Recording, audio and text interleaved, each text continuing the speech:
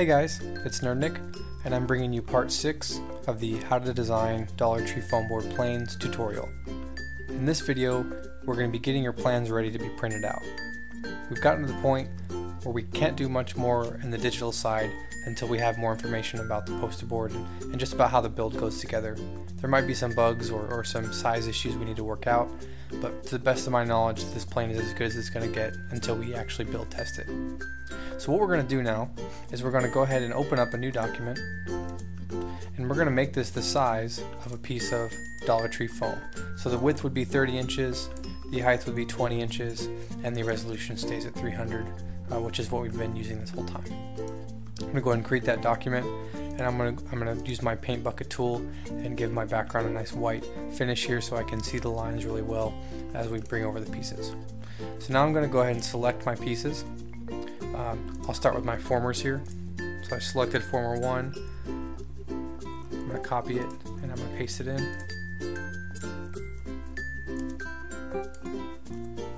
For right now, we're just going to move these to the side. I don't know how we're going to arrange everything yet, but we're going to figure that out. So right now we're just copying and pasting each piece in.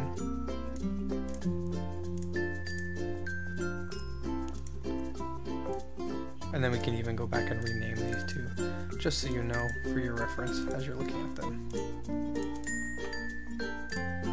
Okay, there's my formers. And let's go ahead and grab the belly.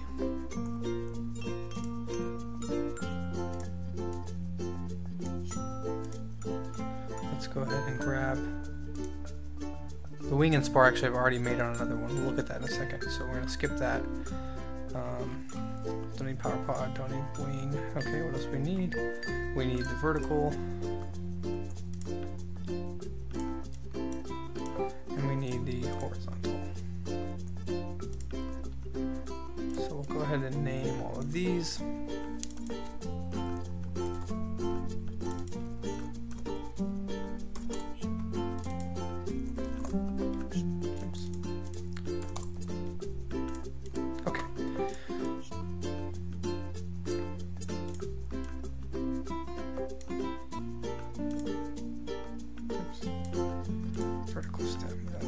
Okay, so we're just bringing these over to see how's everything going to fit on a sheet of foam board. When we design it this way, we reduce the amount of extra paper space that's created if you make a huge one document piece. It also is very hard to put together when you're printing out something that large and you have 30 sheets wide or something. It becomes very cumbersome to work with.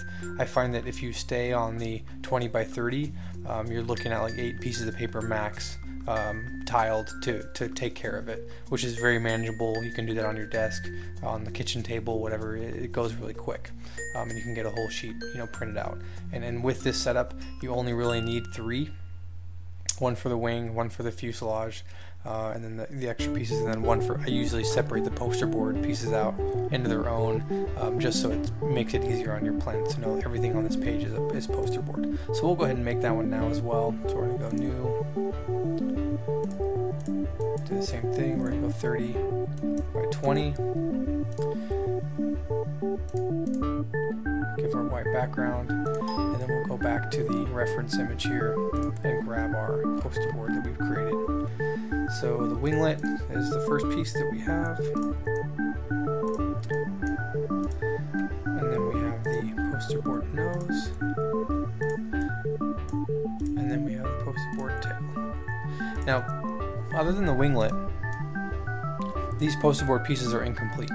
And we did that on purpose because it's actually very difficult to design the poster board fully when you're trying to make a 3-dimensional piece off a 2-dimensional image. With the other parts of the plane, we've done measuring and we can account for certain things, but with the way that the fuselage curves and how that translates to a piece of paper, it's very difficult to get that right just by throwing down some lines. So for now, we're going to rely on our physical adaptation of the plans to get the rest of this set up. So this is tail, and this is nose. Okay, and what we're going to do as well, and this is, you know, this is up to you guys how you want to do this. I like to add a nice little key to mine. I've already excuse me, I've already designed this one for the Clipwing Spitfire, and it essentially includes the name of the plane, so, and then for Nerdnick, designed by me, and then a color index, so cuts are black, 50% score cut, blue's crease, and then green is just a guide to give you, you know, information. And then my my scale here is 1 inch, and then those are the centimeters. So with that, it's really clean. It's really simple. I've kind of reduced it down compared to my previous planes, but I like it. It's very straightforward. So I'm going to add this to my other pages here. And then actually, if we get the same size, we can actually get these lined up so they're all consistent too. So this one's a little bit off.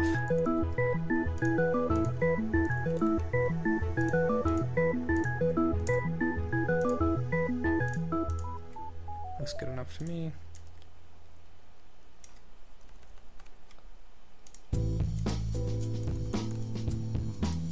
There it is. So they're all lined up nice and clean. Okay, so like I said, I already made the wing. I already pasted it over and brought it over. But really what we want to do now is try to piece all these pieces together on these 3 sheets so that everything fits. And if we move things around, it should work okay. But as you notice, I don't have the fuselage yet. So what I'm going to do is probably move these pieces over to the wing and then try to fit the fuselage and the belly on this guy here. So the first thing I want to do is I'm going to grab my stabilizers, and I'm going to bring them over on this side.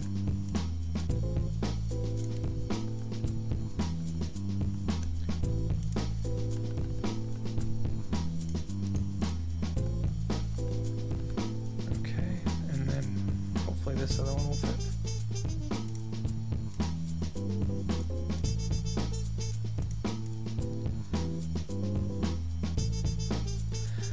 So this will probably go right here fine, and then I can move this to over here. Yeah, that makes more sense.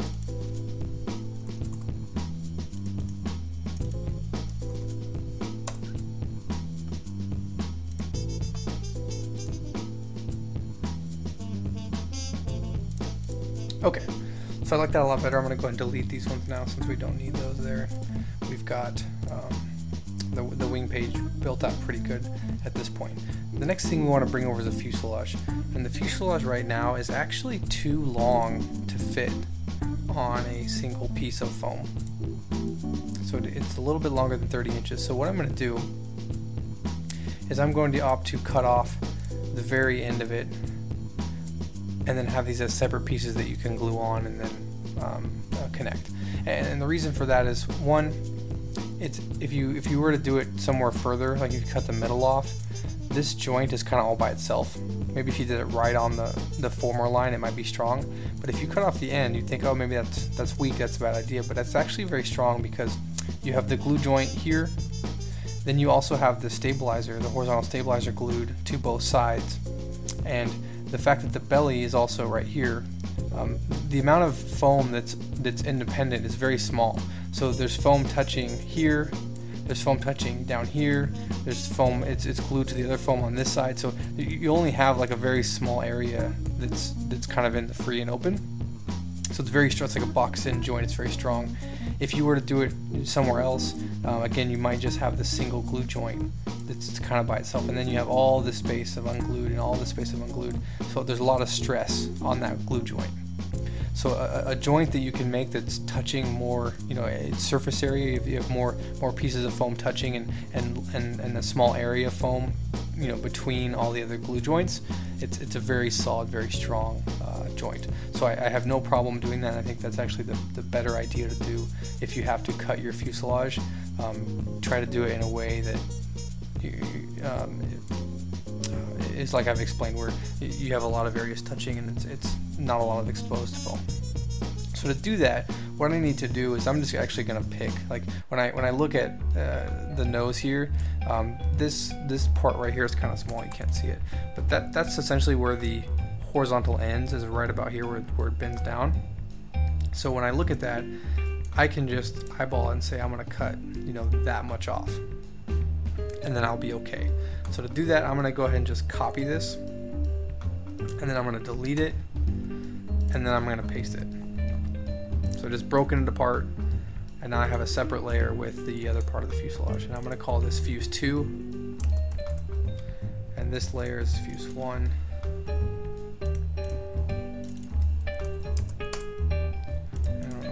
So layer 2 is the key. Okay, so now we have the fuselage broken into 2 pieces, and fuse 1 should fit on 1 sheet of foam now, and there it is. You have a little bit of a gap, so you're not, you know, stressed up right to the edge. You should be able to place that just fine. So we're going to close off the fuselage now.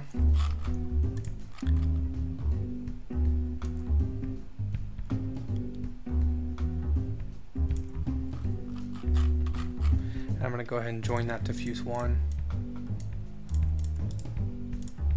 And then I'm going to erase this center section. We don't want that there.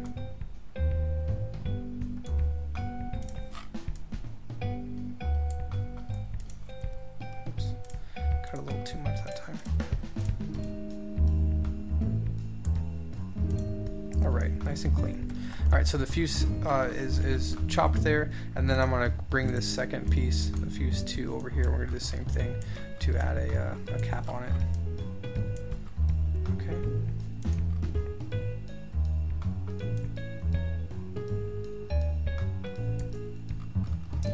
Alright, we're going to join this to fuse 2. And then same thing, we're going to go ahead and delete this gap here, or this new line here. Oops. I think I need to zoom in one more click to get a proper delete. No, did it again. That's interesting. There we go. Sorry guys, I'm a perfectionist. I don't know if you can tell that already or not, but I try to make my plans as clean as possible, even if it means I have to go over it a couple times. You definitely don't have to be that precise. It's just me being, you know, me being me. Okay, so what I want to do with this now is just kind of place it aside. What we're going to want to do though is add some kind of guide here, so that as people download the plans and look at the plans, they understand what these pieces do, what these pieces mean. But for right this second, we're okay with that. I'm going to go back over here and we're going to reposition the rest of these. So one, usually I like to hide them inside here. It's not really necessary because you definitely have enough foam and paper to not do this, but you know, hey, it looks nice. Actually, this one's a little big, so we're just gonna bring it up here. Oops. And then number 3, do the same thing. That's fine for right now. Okay. So that piece is pretty good. I'm gonna move the belly over a little bit, just like that. And actually, if these are the only pieces that are going to be on this sheet, I probably can shift everything up and then cut the printout a little smaller, and that might save a whole line of paper, depending on how it's gonna tile when it prints out. So we'll come back to that in a second when it comes to arranging, because really this is fine, you could print this, but if you want to minimize the white space, we could do something like move the fuselage, you know, up higher, move the belly up, and then fit these pieces around, right? We can definitely do stuff like that, and I will do that just to save on paper. But for right this second, we need to look at a couple other things first. One of the things I mentioned in the previous video is that I wanted to add a barbecue spar to my horizontal stabilizer. To do that, I'm going to pick the halfway point between the hinge line and the front of the surface, and I'm going to go about I don't know, let's say 3.5, 4 centimeters from the end. Really, it's not an actual measurement more than it's just a proportion. I don't want to go barbecue spar this far, because then it actually makes it weaker. Even though it's glued together, this piece then can move, it'll flex, because there's not enough foam up here to help this to be strong. So really you want to leave some foam, and then you want to you know, hit the middle between the hinge and the front leading edge there. So when I do this, I'm going to look right about here in terms of my position, So that leaves me with enough on all the sides to be good there. And I'm going to go ahead and change the color to red because that is a 50% cut. So we'll call that good. I'm going to go ahead and raster size this so that I can delete, and then I'm going to move it underneath the stabilizer so that when I erase, it comes out real clean. And there it is. There's your barbecue skewer line. I'm going to go ahead and merge this now. That's set. The wing is good except the servo cutout. At least off the top of my head, that's the only thing that's missing. But I'm going to leave that out of the plans right now because depending on which side the servo is going to run down, you'll want to cut that out different. So we're not going to worry about that right this second. The vertical stabilizer is good. The spar is good. So for right this very second, I'm okay with this one. The only other thing that we might want to look at doing, depending on how much dihedral you want to create out of the plane, this is the last thing you can do. And what I would suggest doing, if you want to add a little bit of dihedral to see, you know, just initially, is we're dealing with a 10 width right now on our lines, so that takes up space, right? So if I want to add just a small amount of dihedral, when I mean small, I mean just a few degrees, just initially, and then you can play with it once you print it out and kind of figure out exactly how much you want, and then adjust the plans accordingly. You can start by basically drawing a new line, only one width wider. So you see that? So there's no gap there. It's just a new line that's one width over. So it's like 10 pixels being added. So it's really only 5 pixels further over, right? So when I do that, what I'm doing is I'm creating a very, very, very, very, very gentle amount of dihedral. And I just connect these two lines here. Go to the bottom. Drop that line right there. So that when I glue my two wings half together, now they'll tip up a little bit, right, to give myself some natural dihedral without, you know, any special effort. Drop that there, and then I'm going to go to the wing, and I'm going to erase what's already there. Oops, got a little too much eraser there. Reselect the wing. I'm just going to erase like that, and now it's going to leave a nice gradual amount of dihedral. That's a really easy way to add your dihedral. And again, we're just starting off with a very small amount. I don't know what this translates to in terms of centimeters at the wingtips, but I know from my other designs that amount is a good amount to start with, and it usually ends up pretty much being spot on for a traditional plane. But that can be adjusted depending on what you're going for, right? You want more dihedral to have a very solid, stable, self-correcting plane, or do you want a flat wing that is better for like a mid-wing or a 3D plane or something that's designed to roll a little more symmetrically and go a little faster? Dihedral introduces a little bit of drag, but it gives you some self-righting stability. Okay, so we added a little tiny bit of dihedral. Other than that, this is good for right this second. I'll go ahead and save this. We're going to go back over to the fuselage, and I'm going to actually let's do this. Let's rearrange this guy here. Oops. We're going to take the nose piece, because this is like really we're not getting a whole lot of information out of this. We just are going to cut out these pieces to give us a reference point. I'm just going to smash these all together. I don't really care about this right now. This should all fit on, you know, 2 pieces of paper. So we're just going to put that there, and I'm actually going to cut this down because when I print it out, I don't want to have all this white space. So I'm going to go to my canvas size. I'm going to wedge it up in the corner. I'm going to select by inches because that's a scale that I can, you know, reference. And as far as width, if this is 30, then it looks like about 16 is going to be wide enough. And then if this is 20 wide, then it looks like maybe 10 is tall enough. And it's going to crop it from this point out. So this point will stay safe, and then the rest will get cropped off. And I did a little too much.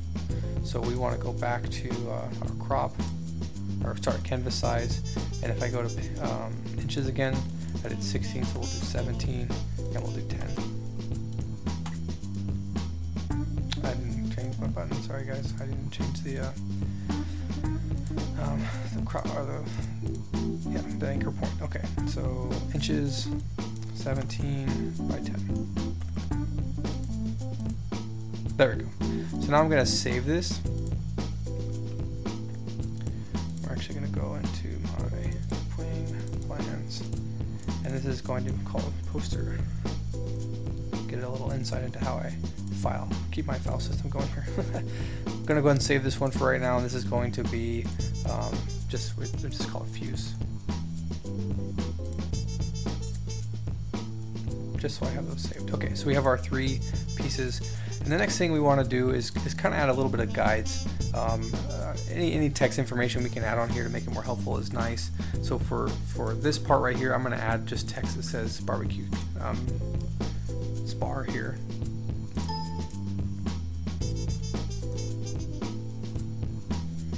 Why can't I see my font?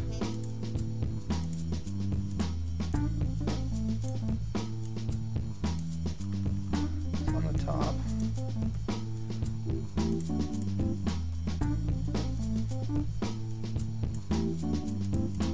There we go.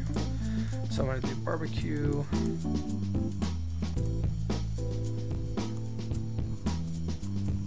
Spar.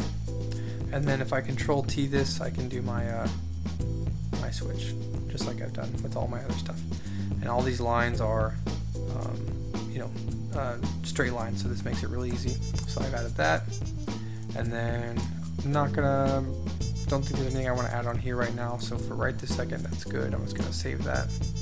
On my fuselage, I've already got my reinforcement hole marker. I've got my former markers, all the numbers there. The next thing I want to look at is the belly. We need to add a couple instructions. So this right here needs to have the paper removed so that the foam can bend. So we're going to type remove REMOVE paper. There we go. And I might go back and do my my bold font everywhere. I think that looks a little more professional, a little more clean. There's our crease line, which is what blue means. I need to add my crease lines to my fuselage as well, so we'll add those. But for now, we need to add one more little marker here, and this is going to be remove paper and foam.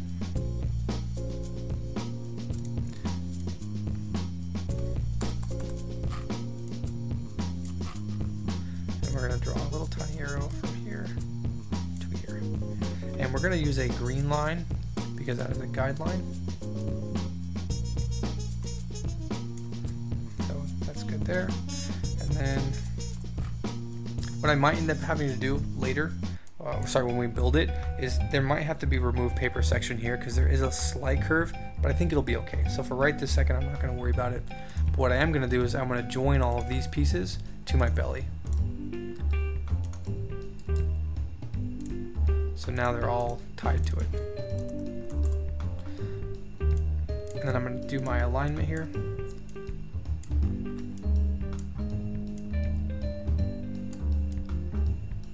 And actually I forgot where the curve starts, so let's go double check on my reference image with the belly in view.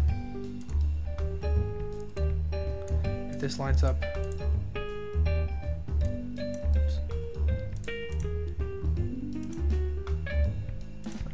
Happen there. Let's select the belly. There we go. Belly's going to end right with the fuselage there. So the curve actually does start right at all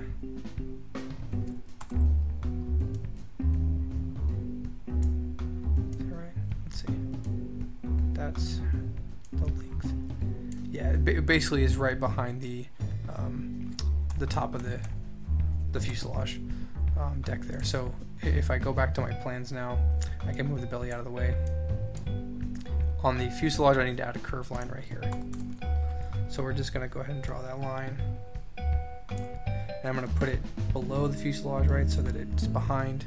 And then we're going to go ahead and make our blue line, which actually is the same color as my text up here. Just for consistency, where's my dropper? There it is. That blue, I like that blue color. Blue's my favorite color. Go back to our line, and there's that. And then we'll do the same thing on this side. It looks like we're just a few pixels off there, but really this is a very minor detail. You can get this wrong and it'll still look great because you're just giving a small guideline of where the foam needs to crease. It's not that important. Okay, so that's good. And I'm going to join those two shapes to the belly. I'm sorry, not to the belly, to the fuse 1. So there's that. And then we're going to move the belly over a little bit, just so it's not floating out of nowhere. What do we do next? Let's do our repositioning here. I don't like this, kind of bothering me that we have so much wasted space. So we're going to move this up to right there, and then I'm going to move my one former maybe up over here. Actually,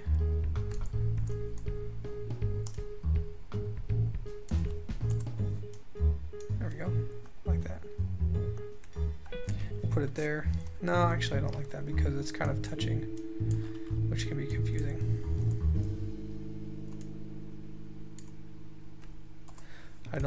You guys probably never thought there was this much thought that goes into the placement of these pieces.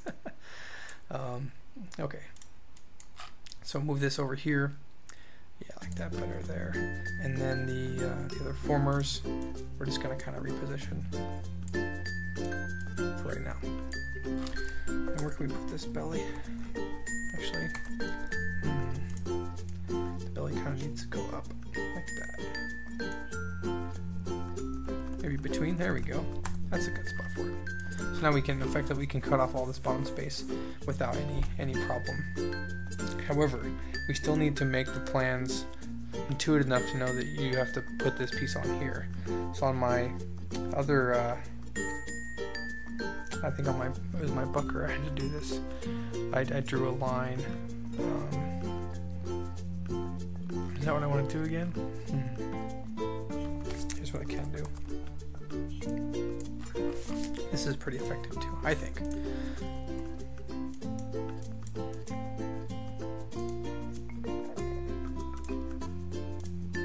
We're going to add some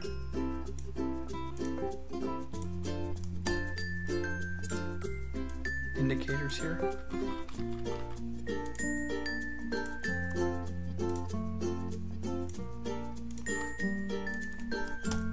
If you guys think of a better way to do this, let me know. I want to communicate as much as I can that something needs to be done right with those pieces without having to go too crazy. So now what I was doing is just kind of drawing a line like this. And this is kind of I don't really like it, but actually it needs to go so far up. Maybe I should split these two. Yeah, maybe I'll do that. Let's see. So I've got my A and B's. We'll go ahead and join those to the pieces here. So these two need to go to the fuselage. And then these two need to go to this fuselage piece. There we go. And then I want to split them up. So I want to move the fuselage down a little bit, which is now called, they're both called B.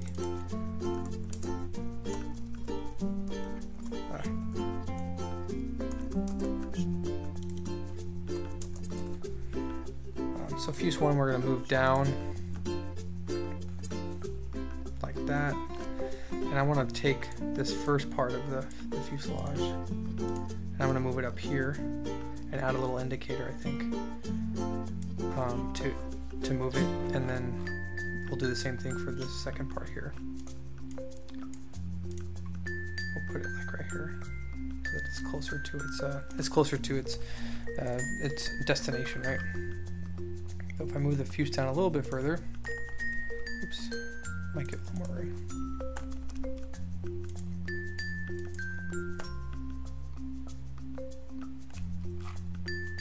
Okay.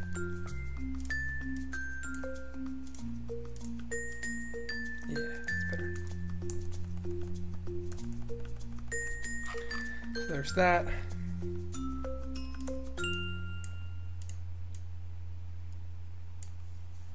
Okay, cool. We'll go ahead and move these up here now.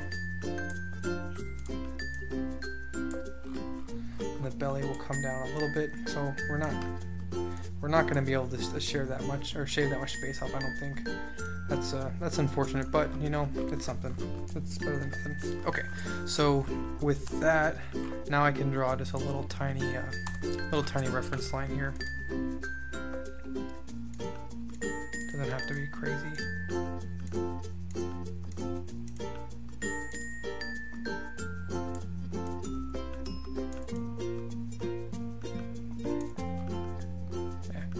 I'll fix that. And then this one.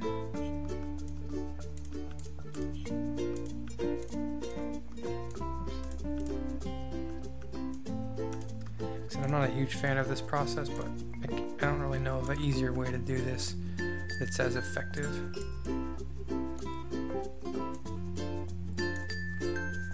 Okay, I'll go back and clean those arrows and make them nicer, but essentially that gives pretty straightforward what needs to be done, I think.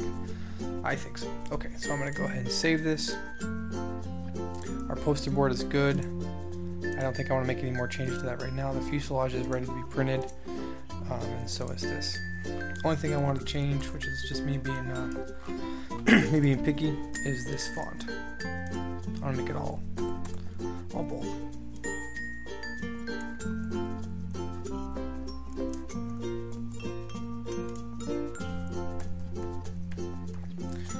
Okay, save.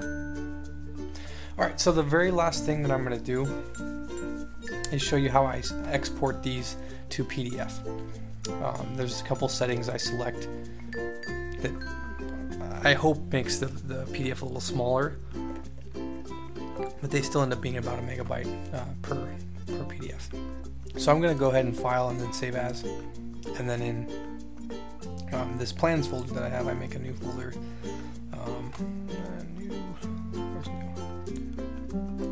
And I'm just going to call this beta 1, and then in here I'm going to save the wing as a PDF.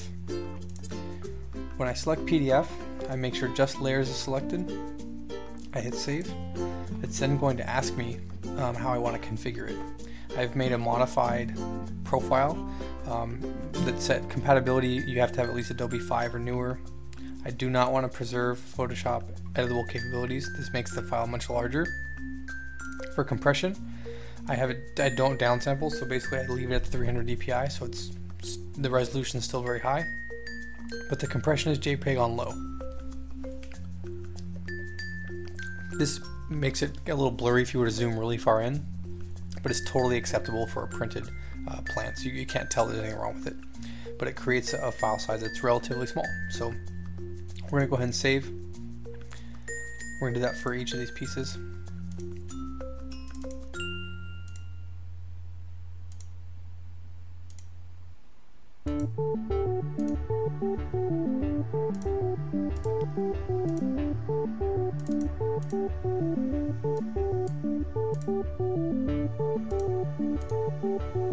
Okay, so what you'll notice too is that I have not overwritten or changed my original Photoshop files. So if I look at my plans folder, I still have my reference image, which has all the original work. I have the individual ones, and now I have a set of beta plans that are being saved and uploaded to my Dropbox account. Every time I make a change, I'll make a new folder and make a new version of a beta 2 or whatever I'm gonna call it. The important thing to note right now is that once you've saved these as PDFs, don't continue working on this document, because you're working on a PDF document now. You're not working on the original Photoshop file. So if you save it again, you're recompressing it, and you start to get artifacts, or on some of them, or sometimes you'll end up, and you won't know how you got there, but basically you'll end up with a white image. You won't have a image that's floating on top. You'll have a full white image that you can't work with very well. So make sure once you've saved the PDF, just go ahead and close it so you don't worry about it anymore. And then if you want to keep editing, go back and reopen that. Oops, it's still saving. Go back and re-edit that Photoshop file. So I'd go back and I'd reopen it. Okay, I wouldn't keep working on the piece that's currently there. I'm not sure why this is taking so long to save right now. It's crazy. This reference image has gotten very big, and it's crazy because this Photoshop file in the temp directory on my hard drive expands to like 14 gigs. So working on this image is using essentially 15-16 gigabytes of hard drive space, and then all of my 8 gigs of RAM to work with. So it's pretty crazy. Hopefully this actually saves.